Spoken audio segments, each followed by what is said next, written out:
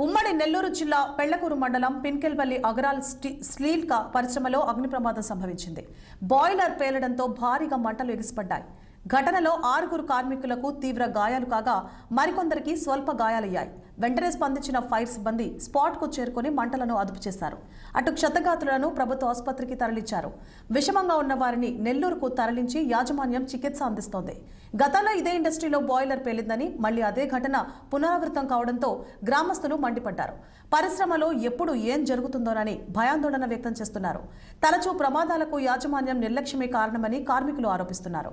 ఇక యాజమాన్యం కనీస రక్షణ చర్యలు తీసుకోవడం లేదని ఆగ్రహం వ్యక్తం చేశారు.